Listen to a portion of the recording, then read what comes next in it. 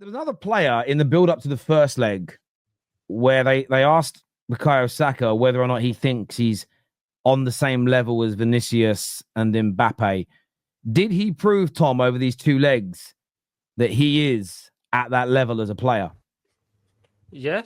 I mean, it's weird because I don't think he was as good as he could be because I still don't think he's 100% fit.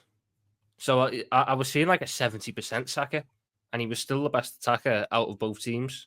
Now, what's that say about Madrid's attackers? That's a different conversation. But Saka turned up. He won both free kicks, for which led to both goals in the first leg.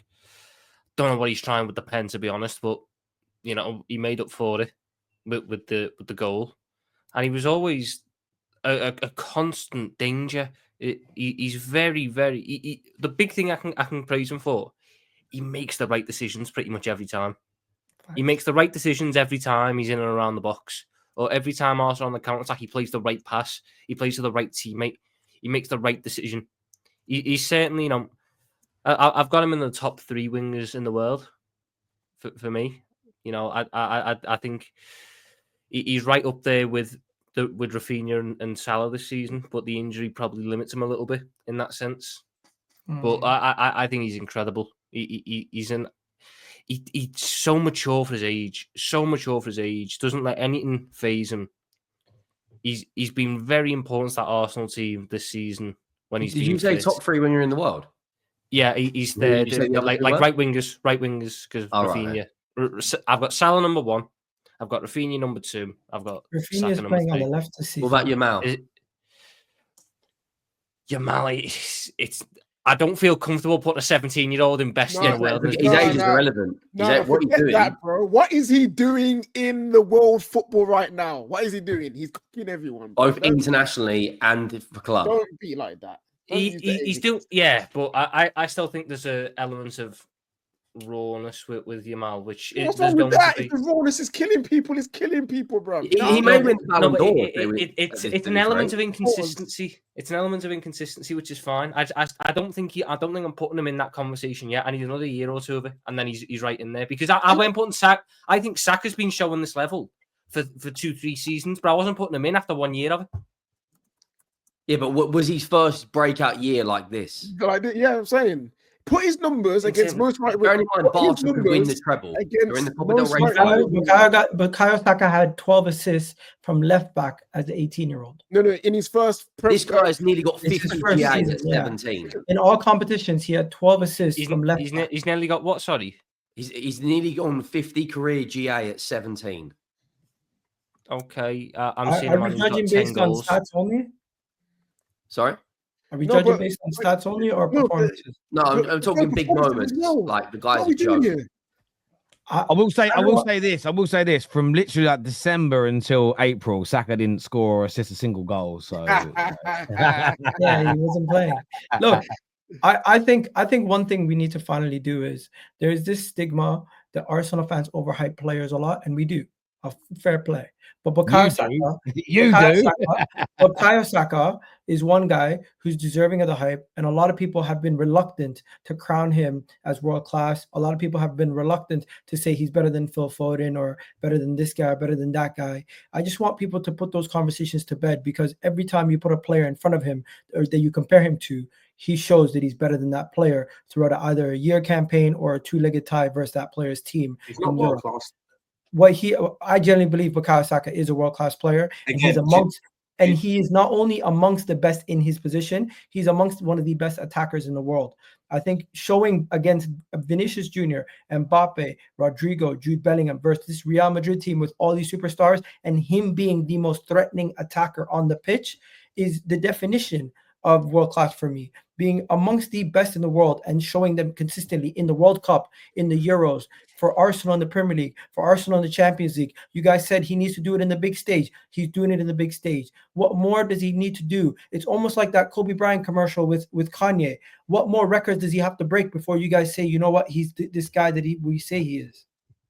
All I'm saying, Igal, while I believe the talent is world class, you can't be world class with no trophies.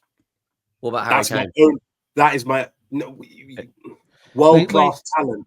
He's about to win the league, isn't he, Harry Kane? He's about to win the Bundesliga, to be fair. Other than like him, who else turned up for them in the Champions League this season? Him and Elise. That was it. Yeah, no. But I don't think Eric Dyer turned up. I don't think you can be world. I don't think you can. I just don't think you can be. I just don't think you can be world class with no trophy.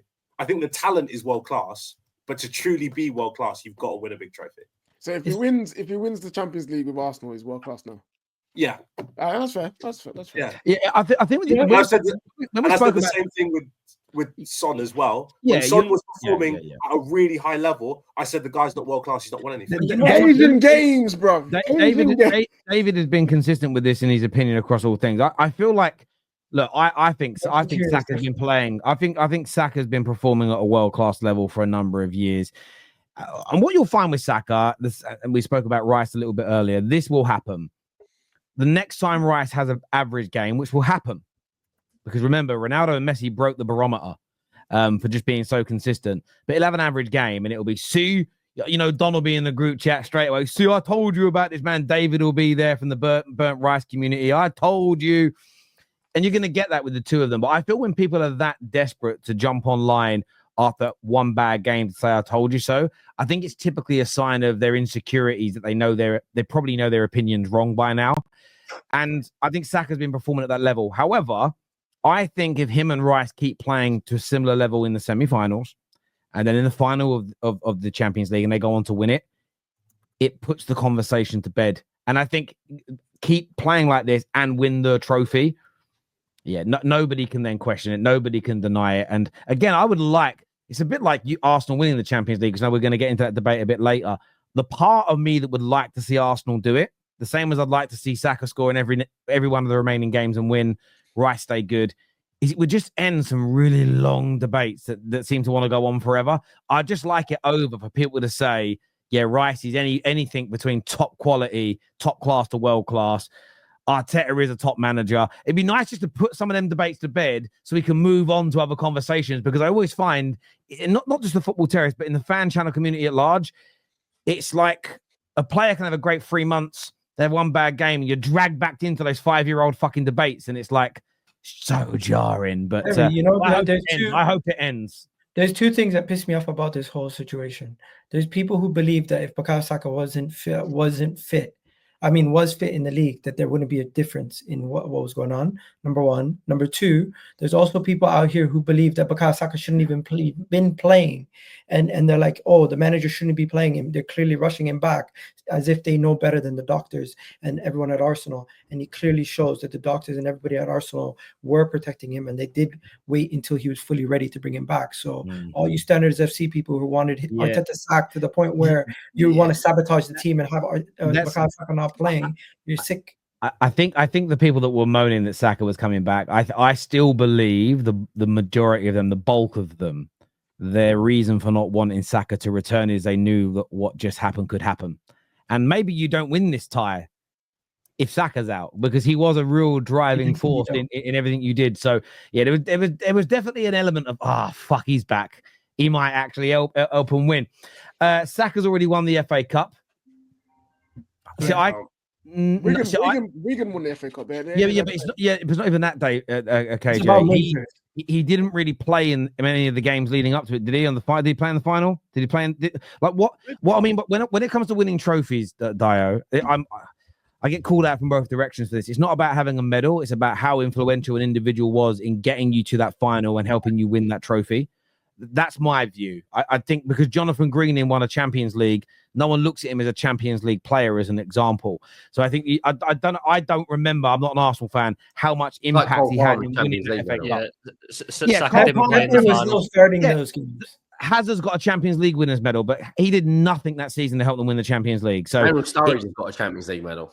Yeah, he's got two actually. He's got two. Yeah. I hear you. Right, let's jump into something. Saka didn't play in the FA Cup. I want to move on to a couple of other subjects before we come back to who's winning the Champions League. So stay with us for that debate, ladies and gentlemen. Saka never played in the final. Saka just behind Salah.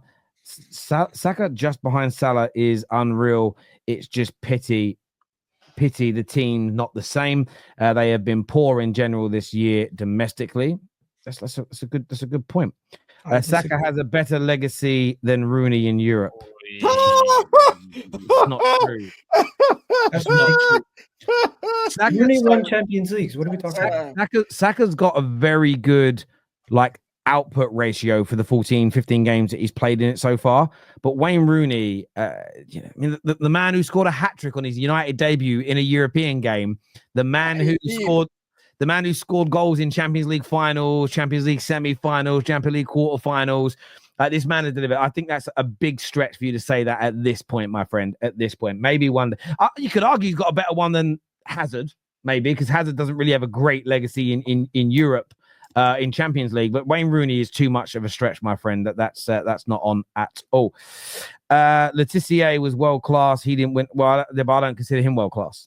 Ability, yes, but he didn't get challenged at the very highest level, so I disagree with it.